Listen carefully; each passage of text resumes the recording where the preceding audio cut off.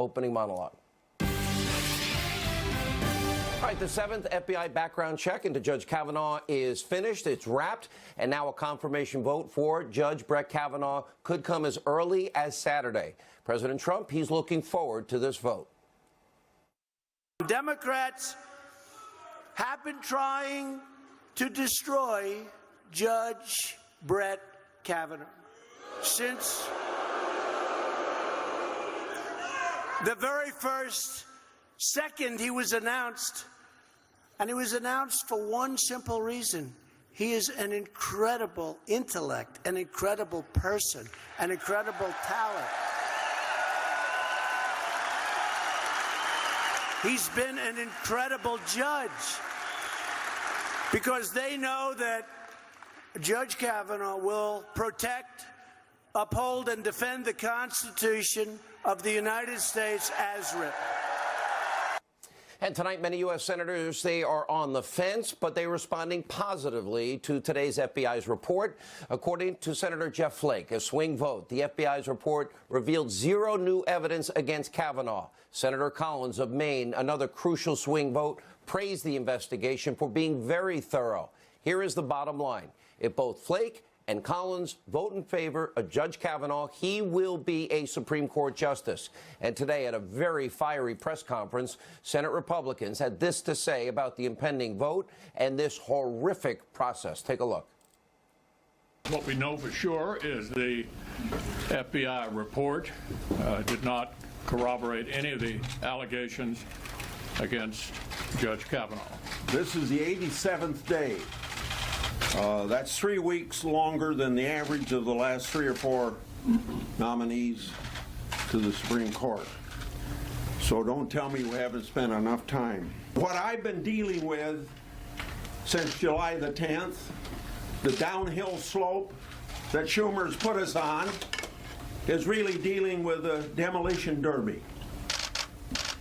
And they just about destroyed a good person to be on the Supreme Court.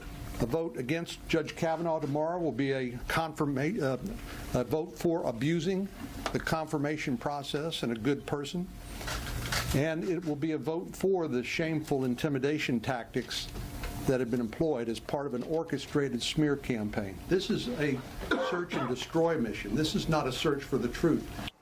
And tonight, it is important to remember, more documentation was provided to the Senate Judiciary Committee than any other Supreme Court nominee in history. And so far, this nomination process is the third longest in the past 50 years. But tonight, the smear merchants on the left are in full-on freak-out mode. Senate Democrats, who all demanded an FBI investigation to be done quickly with limited scope just last week, they're now trashing that very same FBI investigation. New Jersey Senator Bob Menendez, he called it a BS investigation on Twitter.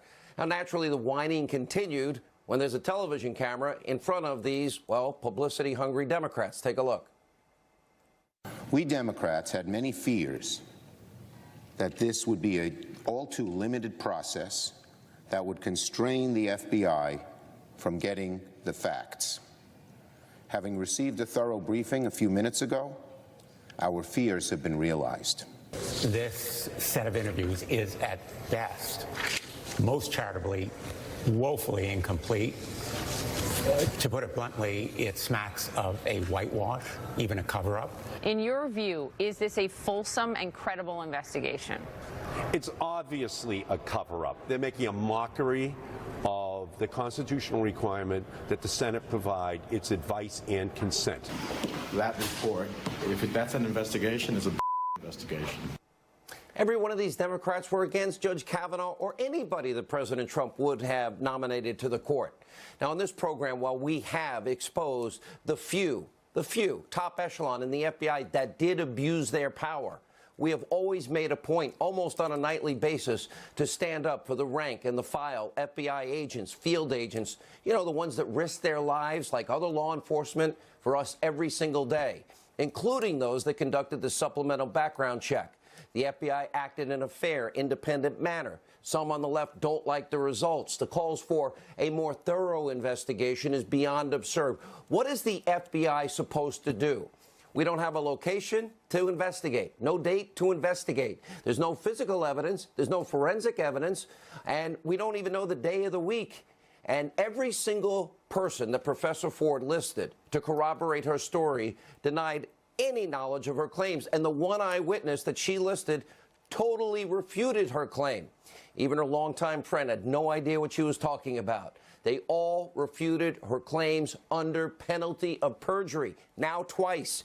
The other allegations against Kavanaugh, they're even more shaky. The second accuser making decades-old claims that Kavanaugh had exposed himself at a freshman in college at a party. Well, she wasn't even sure that Kavanaugh was the perpetrator. Even the New York Times wouldn't publish her claims, and they searched far and wide for evidence to corroborate her story. They found nothing except that she had been making calls to other Yale classmates at the time saying, "I'm not sure it's him. Do you remember?"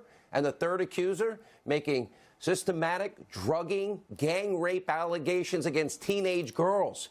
And her story has changed many times in about a week.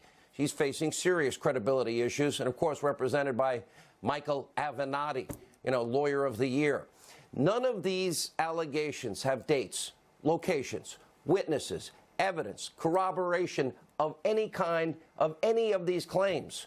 So do Democrats really expect the FBI to magically find decades-old evidence proving that Kavanaugh was an evil sexual predator, a systemic gang rapist, somebody that drugged teenage girls? They really believe the American people would suspend all decency, all common sense, and believe that a man with an impeccable 40-year track record was really secretly a monster in his youth and did this almost on a weekly basis?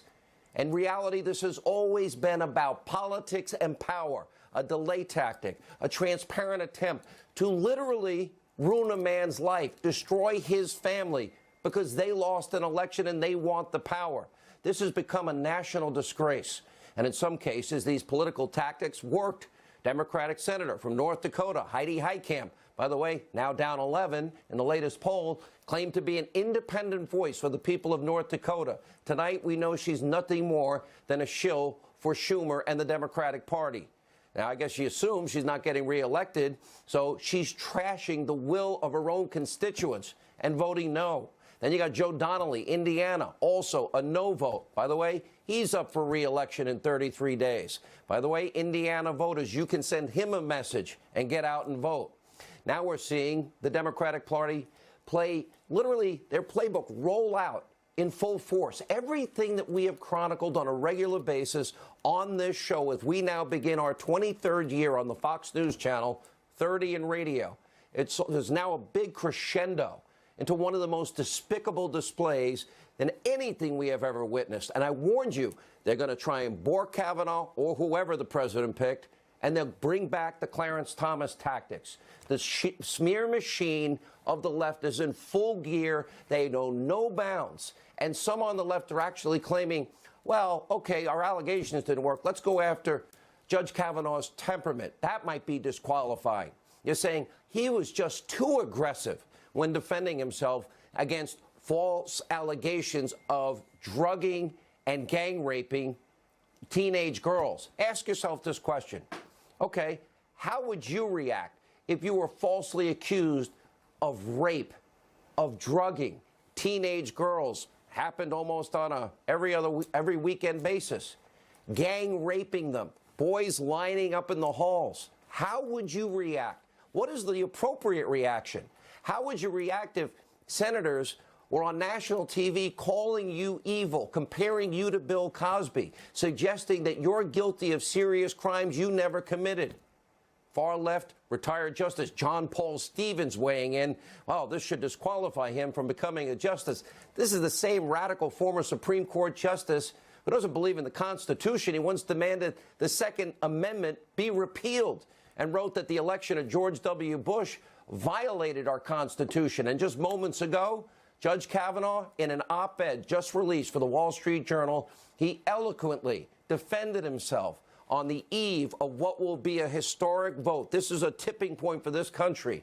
He talked about these ridiculous allegations. He wrote, quote, After all those meetings and after my initial hearing concluded, I was subjected to wrongful, sometimes vicious allegations. My time in high school and college, more than 30 years ago, has been ridiculously distorted. My wife, my daughters have faced vile and violent threats. And against that backdrop, I testified before the Judiciary Committee last Thursday to defend my family, my good name, my lifetime of public service. My hearing testimony was forceful and passionate. That is because I forcefully and passionately denied the allegations against me. He continued, yeah, I was very emotional last Thursday, more so than I've ever been. I might have been too emotional at times. Well, I know that my tone was sharp. I said a few things I should not have said. He did apologize once in the hearings. I hope everyone can understand that I was there as a son, a husband, a dad, and I testified with 5 people foremost in my mind: my mom, my dad, my wife, and most of all, my 2 daughters. Now, sadly, this kind of common sense and logic and decency from Judge Kavanaugh, it means nothing to the left. How would you respond? By the way, it means nothing to their cohorts, their friends in the mainstream media. You got all the people on the left whining, crying, complaining, those that believe in guilt by accusation, just doing what they do best today, feigning outrage. By the way, when did any of these people on the Judiciary Committee, the snowflakes in the floor of the Senate being taken out all day, did they ever protest Bill Clinton like this? Did they ever stand up for Juanita Broderick, Kathleen Willey, Paula Jones? Oh, that's right, Dianne Feinstein, who recommended Deborah Katz. Well, Deborah Katz didn't believe Paula Jones. So it was only 10 or 12 minutes. So you have a lot of hypocrisy, feigned, selective moral outrage. And today you have far-left protesters erupting all over Capitol Hill. And as you can imagine, emotions were running high. Logic was running very low. We even sent our own Griff Jenkins down in the middle of all this, in the middle of the mob, asking these people what they thought about due process, the presumption of innocence, the rule of law. The answers will stun you. Take a look. This is a job interview. There's no presumption of innocence in a job interview. Do you believe that he was given a fair chance in his confirmation? A fair chance? This man is sitting amongst friends of his. Clearly there has been enough allegations swirling around that we know that this job application needs to be denied. The public is the people who should be making decisions about what they need and what they deserve, not some rich white man who doesn't give a about us. In my view, Judge Kavanaugh made it pretty clear that he does not have the judicial temperament. He believes the Supreme Court is just one more political football. That's not what the Supreme Court is about. And I think in that hearing, Judge Kavanaugh disqualified himself. No presumption of innocence, no due process. Well, let me tell you, if that's the case, there's no country, there's no Constitution. It's sad, it's shocking, and it's frankly beyond chilling. Coming up, we're going to have a lot more of Griff, including his full interview with Senator Elizabeth Warren. Now, today, she led this horde of demonstrators demanding that Kavanaugh's life and reputation continue to be destroyed without these fundamental beliefs that we as Americans should all share regardless of political orientation. You have to have some corroboration. There's got to be some evidence, some presumption of innocence. The only good news tonight is the left, well, they've officially been exposed to the American people. See those protesters? You're looking at the modern, radical, left Democratic Party and the media, the party of double standards, the party of smears, lies, character assassination, family bludgeoning, with no plans to offer the hardworking, law-abiding, tax-paying citizens, you, the American people who make this country the single greatest, best, last great hope for man on this earth. Look what they do. The people, that's not the people of this country.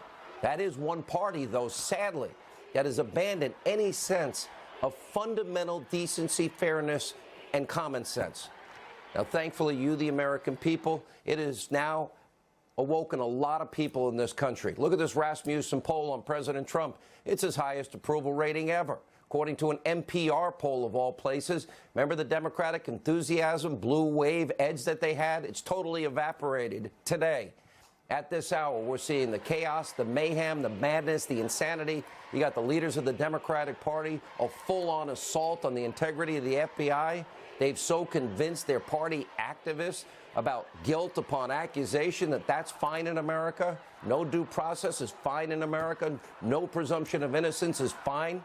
How does that work for you and your family in your life? Slander, smear, character assassination, that's one party in America today. Great job, Dianne Feinstein, Chucky Schumer, Nancy Pelosi, Maxine Waters. Do you want them in power in 33 days? Now the American people, now the people that they're leading, causing the pandemonium in our nation's capital because their so-called leaders convince them that guilt by accusation is okay, that defining somebody as a rapist, a gang rapist, a drugger of teenage girls without cooperation in America is okay? Well, those are the tactics of today's radical Democratic Party. This is why, for years, I pointed this out on the show. This happens every 2 and 4 years, and now with every Supreme Court appointment, nearly every one. They disseminated salacious lies about President Trump before and after the election. They advanced bizarre conspiracy theories that one candidate actually paid for. Hookers urinating in beds. They talk about it as if it's truth. They disseminate it as propaganda before elections. They do it to start up, witch hunt investigations and conspiracies. They call people racist, sexist, misogynist, homophobic, xenophobic, Islamophobic. That's Republicans, conservatives want dirty air and water. We drink the water and breathe the air. They want children to die. Well, if you're only going to raise Medicare 7% a year, that means you want to throw your own grandmother off the cliff. We hear it every 2 and 4 years. And when these vile accusations of drugging, gang raping teenage girls without evidence, that's not to be believed by the FBI. These are the consequences. That's the reaction. Is this the party you want in power? You want to elect these people in 33 days? Look at your screen. High drama tonight with these 4 senators. They appear to hold the keys to the Kavanaugh vote. Are they going to give in to this new America of guilt by accusation, lying, smearing, slander, character bludgeoning of the last 17 days? Forget the last 40 years of this man's life. No corroboration. Are they going to give in to this? Has any of this had any impact on those 4 senators? Do they believe in the presumption of innocence? That's their question tonight. Do they believe in due process, the rule of law? Do they have common sense and decency? Do they believe that you've got to have some corroboration? Do they believe in our great Constitution? Or are they going to reward forever the slanderous tactics of the hard left that only want power? Here with reaction, Fox News investigator